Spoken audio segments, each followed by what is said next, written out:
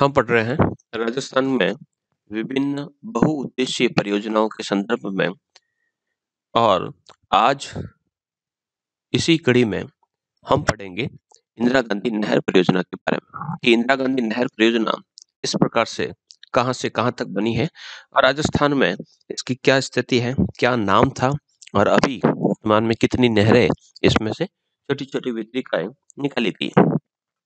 इंदिरा गांधी नहर, जिसे इंदिरा गांधी कैनाल कहा जाता है, पहले इसे राजस्थान नहर के नाम से जाना जाता था।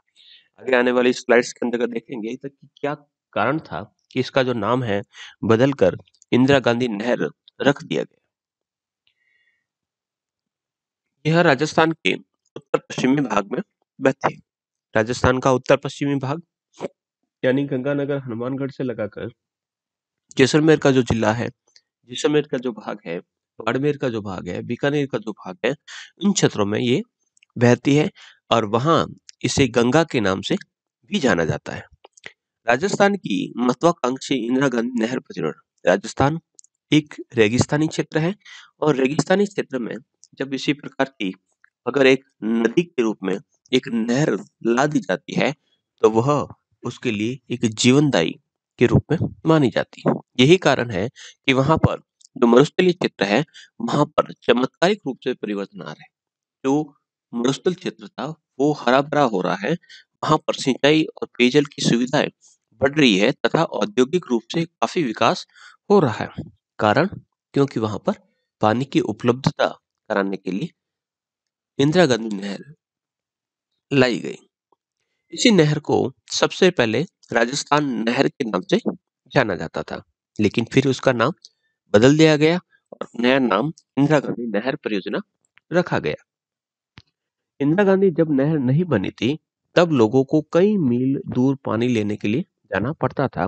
पानी लेने के लिए वे ऊंटों के माध्यम से या घड़ों के माध्यम से बहुत ज्यादा किलोमीटर दूर जा जाकर एक एक घड़ा पानी लेकर आते थे और बारिश के पानी का ज्यादा से ज्यादा एकत्रीकरण करके साल भर उसका उपयोग करते थे। लेकिन अब लगभग 1200 क्यूसेक पानी पेयजल उद्योग, बॉर्डर पर रह रही सेना के लिए और विभिन्न ऊर्जा परियोजनाओं के लिए आरक्षित किया गया। ये विश्व की सबसे बड़ी नहर है जिसकी लंबाई 649 किलोमीटर है। राजस्थान के मरु प्रदेश में इसने एक हरी क्रांति किस प्रकार से लाई कि जिस क्षेत्र में एक घास भी नहीं उगती थी उस क्षेत्र में आज खेत हरी फसलों से लहरा रहे।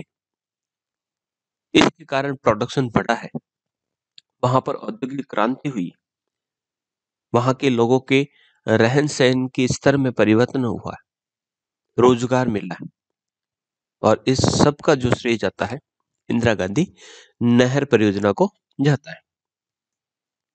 यह एक विशाल नहर है जिसे मरु गंगा यानी राजस्थान में बहने वाली एक गंगा नदी के समान है, पवित्र नदी के समान है, जिसमें पर्यावरण में ऐसा सुधार हुआ कि बालू के टीले वाले जो प्रदेश थे उस क्षेत्र का पूरा भूगोल ही बदल गया। वह हरे भरे खेतों से लहरा रहे। पश्चिमी राजस्थान में नए इतिहास की संरचना हो रही। नहर की लंबी जल यात्रा सही अर्थों में जय यात्रा है। कहने का अर्थ है कि जिस प्रकार से ये नहर धीरे धीरे आगे बढ़ती गई वैसे वैसे उस क्षेत्रों में एक नवीन क्रांति सी आ गई। उस क्षेत्रों में अद्भुत परिवर्तन हुए। यही कारण है कि इसे जल यात्रा न कहकर जय यात्रा के संदर्भ में जाना जाता है। राजस्थान के लिए इस नहर का क्या महत्व है, ये हम अच्छी तरीके से जानते हैं कि राजस्थान एक मरुस्थलीय प्रदेश है। वहां पर मरुस्थलीय बालू मिट्टी के अलावा उच्च तापमान और हर दूसरे तीसरे साल जहां पर अकाल पड़ जाते हैं, पेयजल की उपलब्धता बिल्कुल कम है, भूमिगत जल स्तर काफी नीचा था। ऐसी स्थिति में हिमालय का पानी, क्योंकि इस इंदिरा गांधी नहर में जो पानी आता है वह हिमालय से बहने वाली नदियों का पानी आता है, ऐसी स्थिति में हिमालय का पानी घर घर पहुंच रहा है, जो एक प्रकृति के विरुद्ध एक साहसी कदम।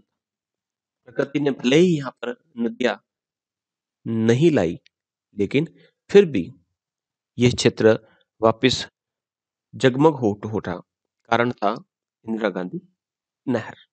बढ़ते हैं आगे। राजस्थान ने इस चुनौती को स्वीकार किया और इस कठिनाई भरे समय को अपने परिश्रम से दूर किया, और जो बालू के टीले वाले जो क्षेत्र थे, उनमें एक नया उजाला हुआ, नया कलरव आया, और इसे हरा भरा इस मनुष्य ने बना दिया। कहने का अर्थ है कि यहाँ पर मनुष्य की संभववादी सोच कार्य कर रही है कि हाँ, प्रकृति में बदलाव लाए जा सकते हैं। प्रकृति के विरुद्ध जाकर भी हम अपने आप के जीवन को समृद्धशाली बना सकते हैं।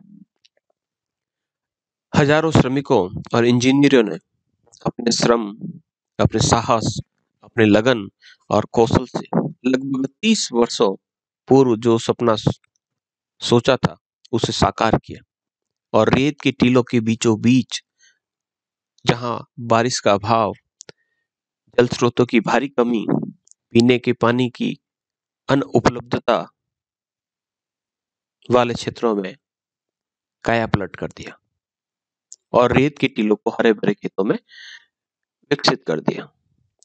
मरुस्थल की भयावहता की जो स्थिति है, उस स्थिति में इंदिरा गांधी नहर एक नदी के रूप में आई, और ऐसा उदाहरण विश्व के किसी भी देश में नहीं मिलता।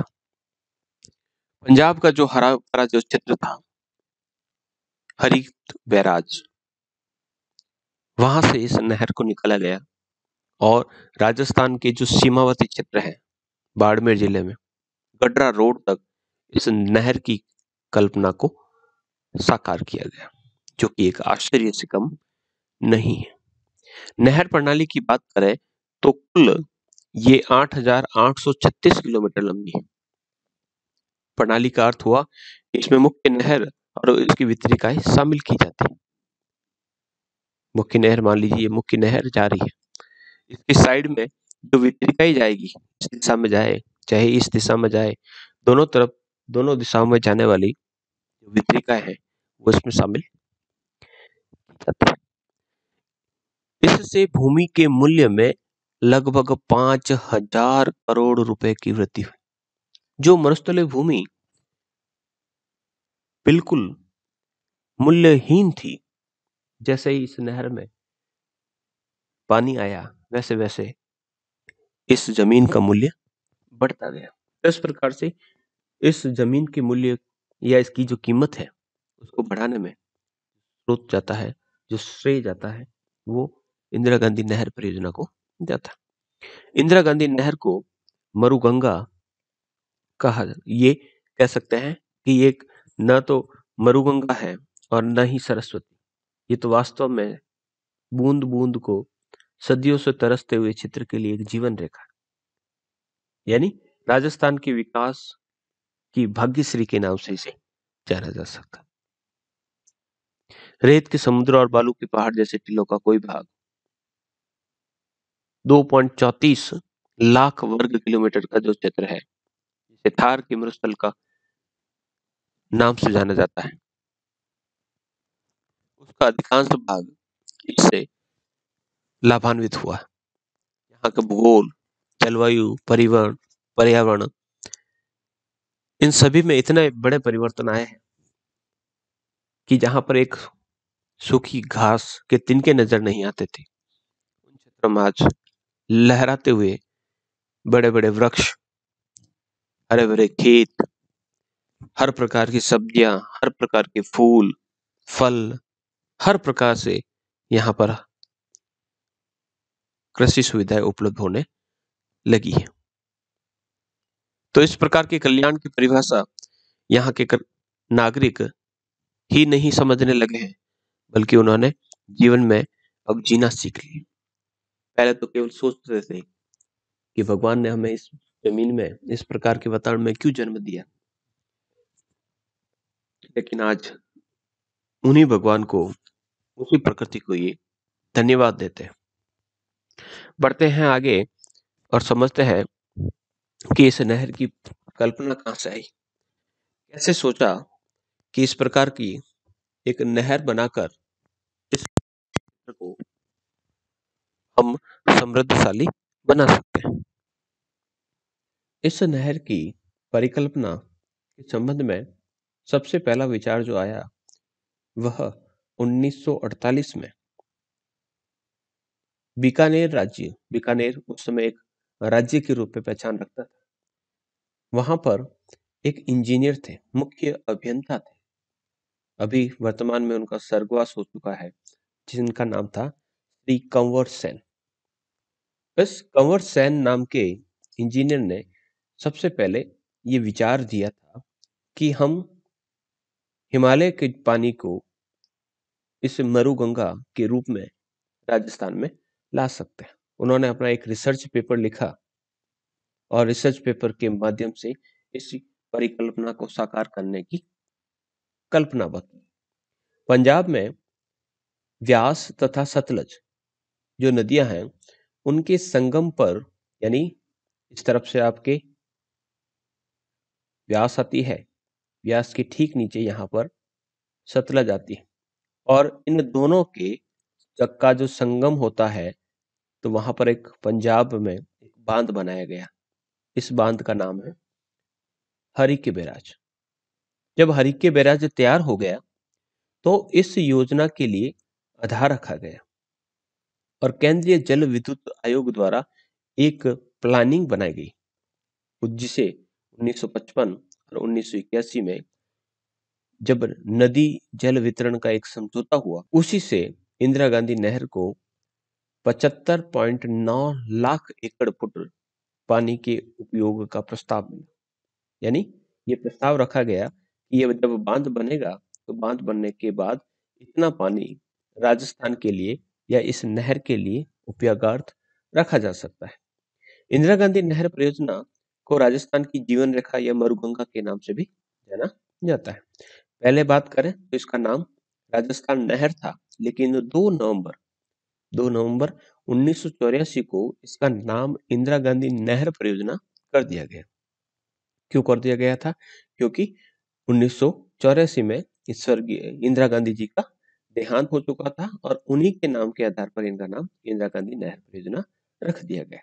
बीकानेर के जो इंजीनियर थे जिनका नाम था कंवर सेन ने 1948 में भारत सरकार के समक्ष एक रिपोर्ट प्रतिवेदन प्रस्तुत किया और उस रिपोर्ट का विषय था कि बीकानेर राज्य में पानी की आवश्यकता, कि बीकानेर राज्य में पानी की जो आवश्यकता है उनकी आपूर्ति किस प्रकार से की जा सकती है।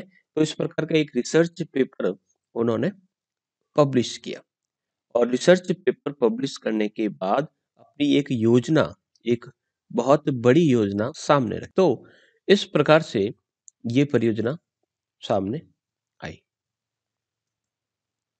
इंदिरा गांधी नहर परियोजना का जो मुख्यालय है वो जयपुर में है और इस नहर निर्माण का मुख्य जो उद्देश्य है वह है रावी व्यास नदियों का जो पानी है उसको राजस्थान में उपयोग में लाना और उसके लिए नहर का निर्माण कर कर राजस्थान के अंदर प्रवेश दिलाना।